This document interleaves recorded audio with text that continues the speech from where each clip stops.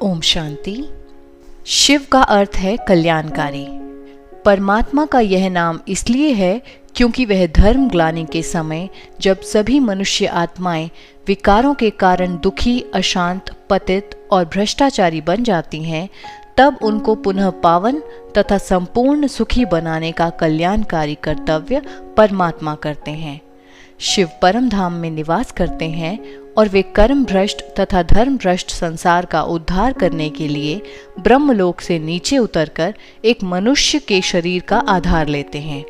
परमात्मा शिव के इस दिव्य अलौकिक जन्म को ही शिवरात्रि या शिव जयंती कहा जाता है। परमात्मा शिव जो एक साधारण और वृद्ध मनुष्य के तन में अवतरित होते हैं, उसको वे प्रजापिता ब्रह्मा नाम देते हैं। उन्हीं की याद में शिव की प्रतिमा के सामने ही उनका वाहन नंदीगण दिखाया जाता है, क्योंकि परमात्मा सर्व आत्माओं के माता पिता हैं। इसलिए वे किसी माता के गर्भ से जन्म नहीं लेते, बल्कि ब्रह्मा के तन में प्रवेश ही उनका अवतरण कहलाया जाता है। अब प्रश्न ये उठता है, सबका जन्मोत्सव तो जन्मदिन के रूप में मनाया जाता है, परंतु परमात्मा शिव के जन्मदिन को शिवरात्रि क्यों कहा जाता है? रात्रि शब्द वास्तव में अज्ञान, तमोगुण अथवा पाप आचार की निशानी है। अतः द्वापर और कलयुग के समय को ही रात्रि कहा जाता है। परमपिता परमात्मा शिव अवतरित होकर ज्ञान का प्रकाश देते हैं, तो कुछ ही समय में ज्ञान का प्रभाव सारे विश्व में फैलने लगता है और कलयुग तथा तमोगुण के स्थान पर संसार में सतयुग और सतोगुण की स्थापना हो जाती है और अज्ञान अंधकार का विनाश हो जाता है। सारे कल्प में परमपिता परमात्मा शिव एक ही बार आते हैं। परमपिता परमात्मा शिव के आने के बाद थोड़े ही समय में यह सृष्टि वैश्यालय से बदलकर शिवालय बन जाती है और नर को श्री नारायण तथा नारी को श्री लक्ष्मी पद की प्राप्ति होती है। इसलिए शिवरात्रि हीरे तुल्य है। सृष्टि का कल्याण करने के लिए परमात्मा शिव सबसे पहले 3 सूक्ष्म देवताओं की रचना करते हैं, अर्थात ब्रह्मा, विष्णु और शंकर को रचते हैं और इस कारण उन्हें शिव त्रिमूर्ति भी कहा जाता है।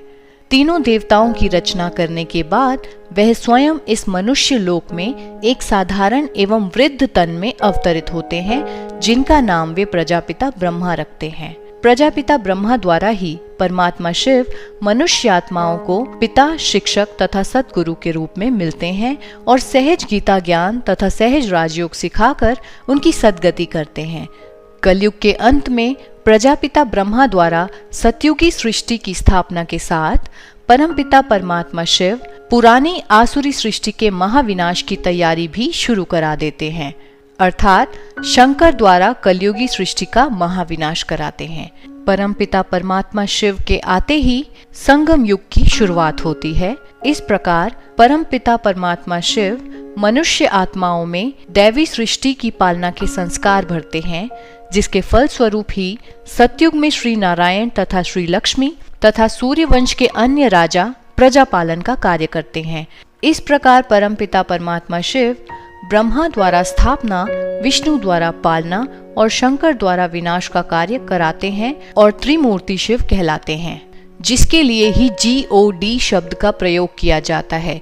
GOD अर्थात गॉड, जिसमें G का अर्थ है जनरेटर, O अर्थात ऑपरेटर एंड D अर्थात डिस्ट्रॉयर।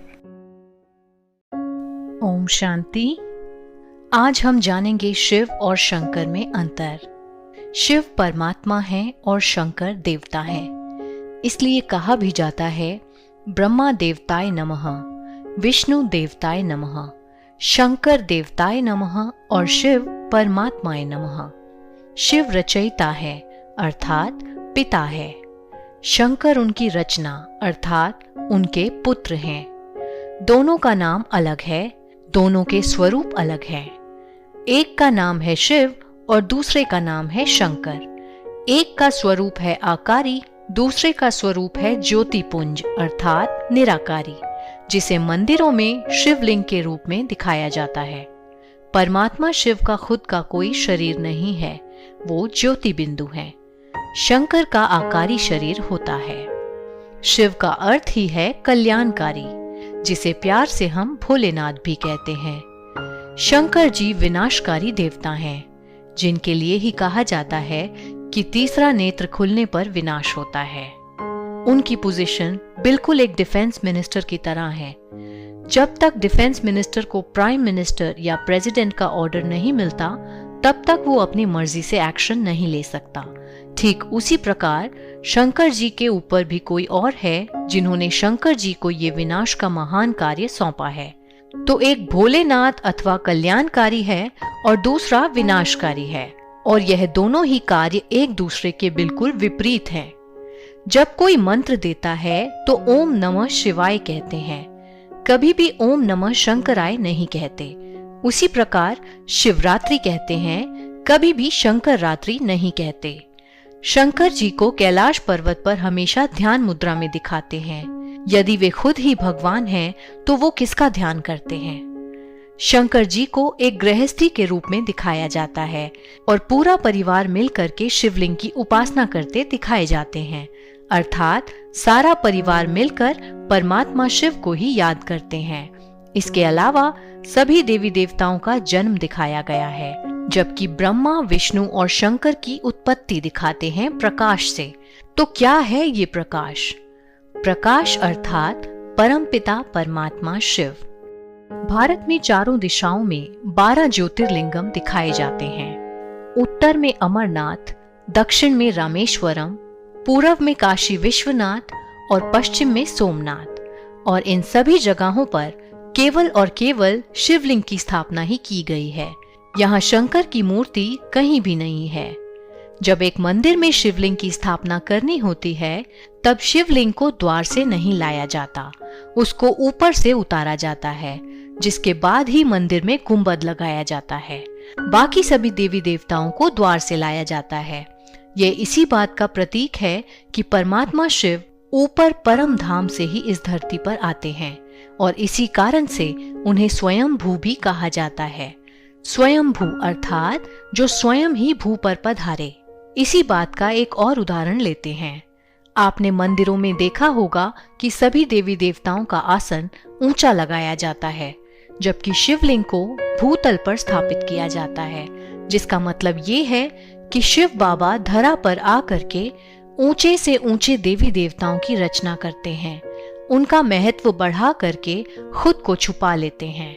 और यह काम केवल एक पिता का ही हो सकता है, जो अपने से भी ऊपर अपने बच्चों को रखता है। इतना निरंकारी केवल और केवल एक शिव परमात्मा ही हो सकता है। आशा करते हैं आपको शिव और शंकर का अंतर बखूबी समझ में आया होगा। कल हम आपसे फिर मिलेंगे एक नए टॉपिक के साथ। तब तक के लिए जुड़े रहें हमारे साथ और शिव बाबा को याद करते रहें। ओम शांति।